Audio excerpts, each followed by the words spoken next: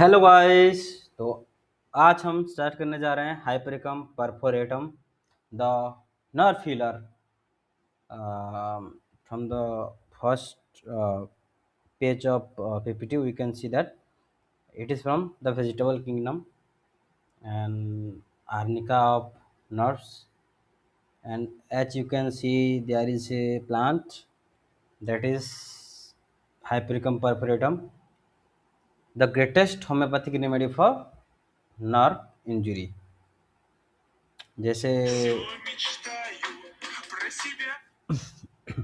जैसे जो रेमेडीज़ वगैरह हैं होम्योपैथी में, सो ये उनमें से एक है जो कि नर्व हीलिंग करने में जिसका ज़्यादा इम्पोर्टेंस है।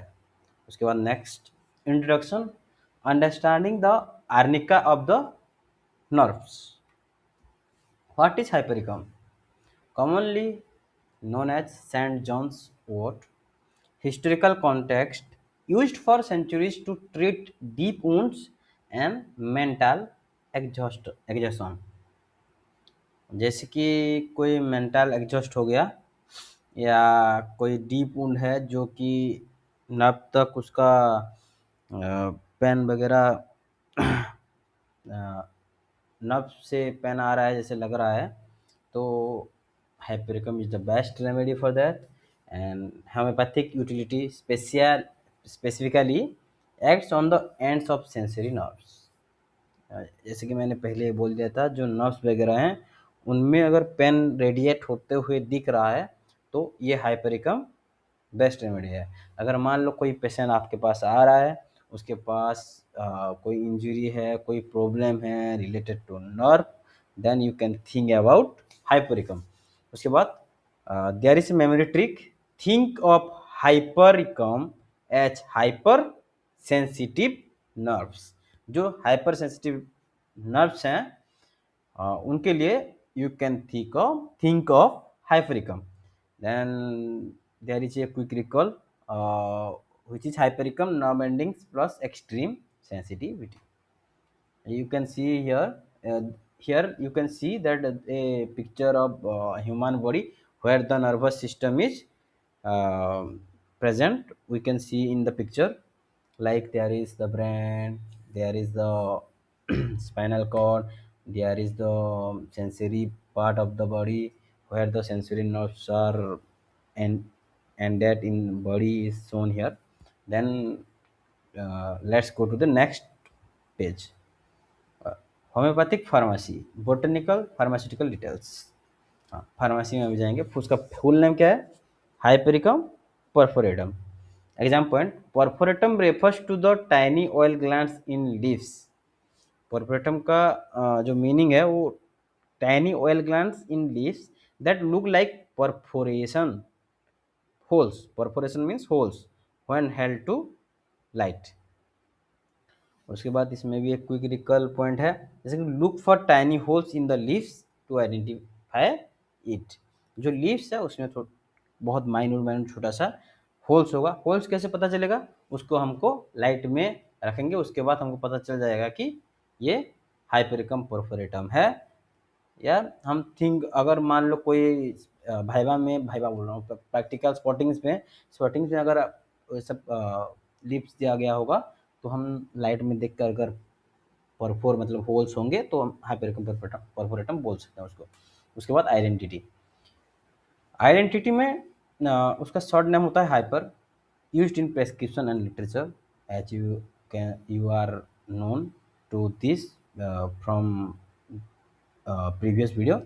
After that, common name of uh, hypericum perforatum is St. John's wort, name after St. John the Baptist.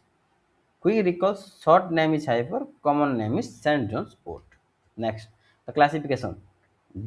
Uh, what is the source for this perforatum hypericum? Hypericum perforatum. Basically, it is from the vegetable kingdom. It is a flowering plant found in Europe and Asia.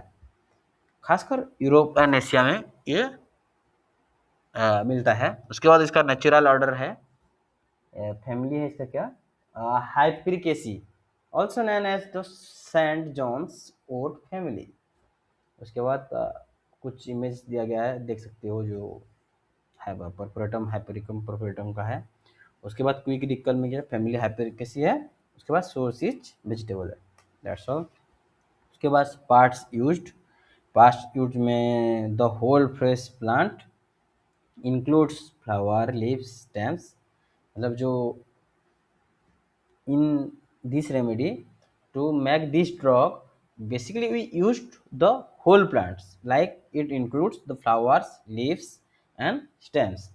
And standard when it is collected when the plant is in full bloom flowering stage.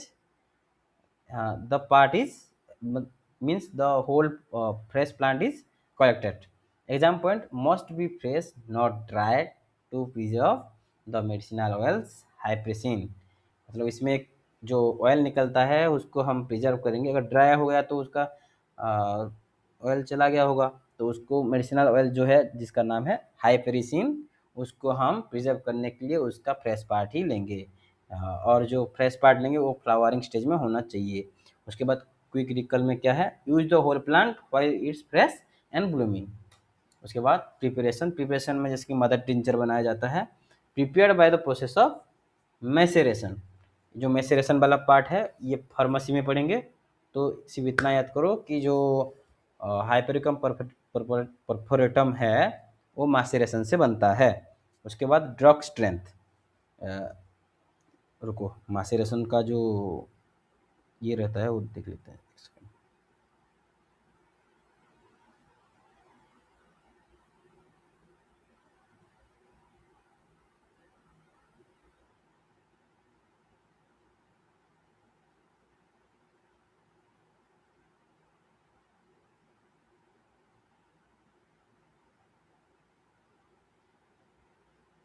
It is the process of softening or breaking something down by soaking it in a liquid.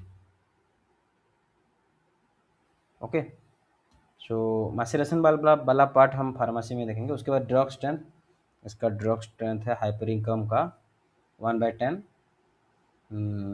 उसके बाद quick रिकल में maceration is used and strength is 1/10। The prover, जो hypericum था उसका proving किसने किया था, doctor Müller. A significant prover in homeopathic history who documented the nervous symptoms of this drug. Memory trick. Muller proved the medicine for mechanical nerve injury. MQ means Muller medicines mechanical nerve endings और nerve injuries से जो बनता है उसको prove किए थे। तो क्या हुआ, प्रूवर कौन है, डॉक्टर मुलर। उसके बाद sphere of actions, where the drug works in the body. Basically जो ऑर्गन एफिनिटी है, स्पीयर ऑफ एक्शन है, मेनली नर्वस सिस्टम 70% है। उसके बाद 20% स्पाइन कॉकिक्स इसमें। उसके बाद 10% रेक्टम और स्किन में ये करता है। ये लगभग एक अराउंड वाला परसेंटेज है, नहीं कि पूरा डायरेक्ट 70% करेगा। खासकर नर्वस सिस्टम में ही करता है। उसके बाद स्पाइन जो कॉकिक्स होता है, लास्ट वर्टिब्रा जो, और उसके बाद रेक्टम स्किन पे 10%। तो high affinity for nerve ending है स्पाइनल कॉर्ड।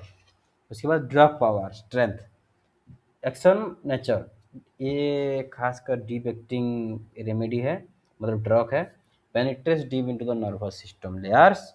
उसके बाद state acute acute and chronic, mainly for acute injuries but helps in chronic neuralgia। उसके बाद duration short duration, action last approximately 7 days। इसका जो एक्शन है वो 7 days ड्यूरेशन रहता है उसका। उसके बाद it acts as a breeze injuries where mechanical damage leads to neurological shock.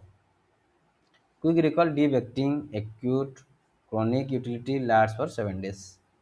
उसके बाद कीनोट्स एलेंस से must know symptoms for exam.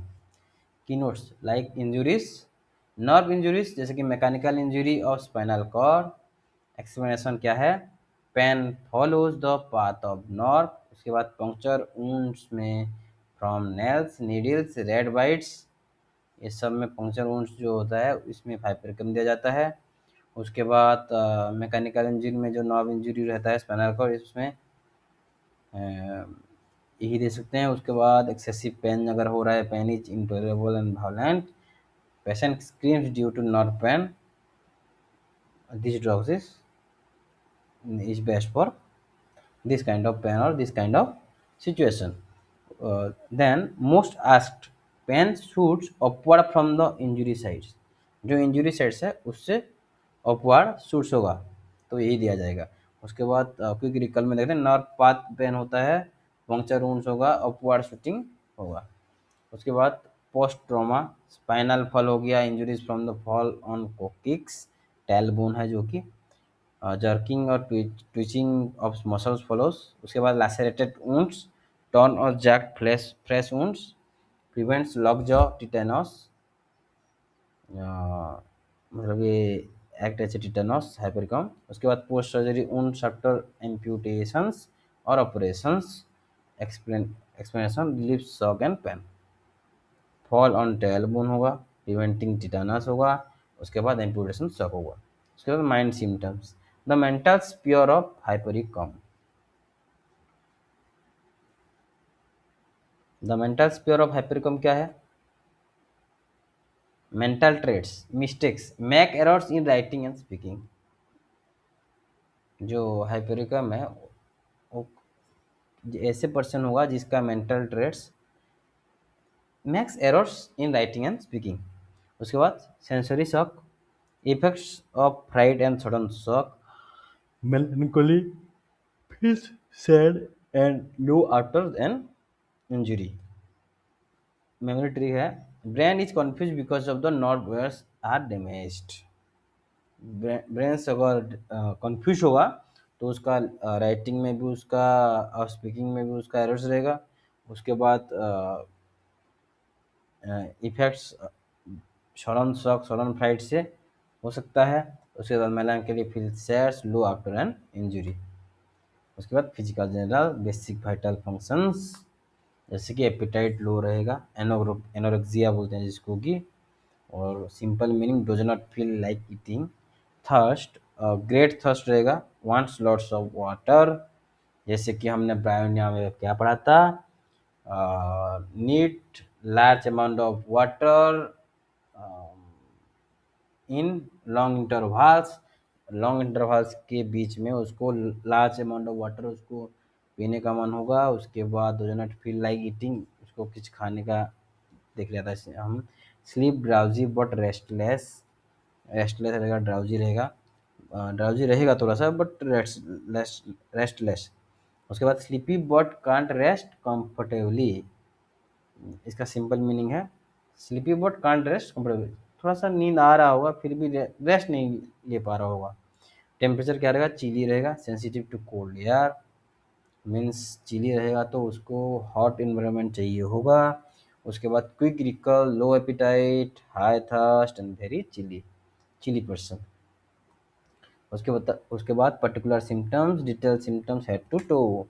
उसके पहले हम हेड में देखेंगे, throbbing in vertex, feels like heart beat in the top of the head. Throbbing, throbbing मतलब heart beat in the top of head. Sensation क्या होगा? Head feels elongated और larger. Eyes में क्या होगा? Hot hot eyes, feels like fire in the eyes. Neuralgia, sharp pain in and, neuralgia मतलब क्या है? Sharp pain in and around the eyeball, eyeball के अराउंड और जो पेन हुआ उसको न्यूरल्जिया बोलते हैं। उसके बाद गैस्ट्रिक और एंड रेक्टम में क्या है? नोजिया, सिक फीलिंग, स्टोमक। उसके बाद क्रेविंग, डिजायर्स, वार्म ड्रिंक्स, गर्म चीज़ चाहिए होगा पीने के लिए।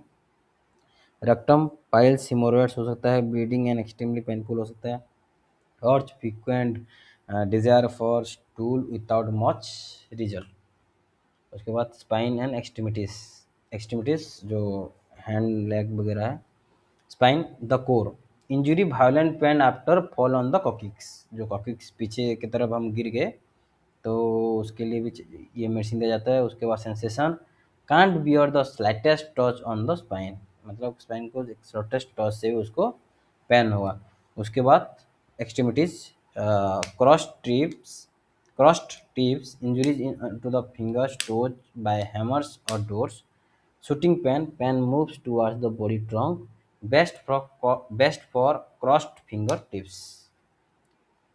क्रॉस्ड फिंगर टिप्स मतलब फिंगर टिप्स अगर क्रस्ट हो गया तो ये बेस्ट रेमेडी है उसके लिए। उसके बाद मोडलिटीज़ है, what makes the patient better और वर्स।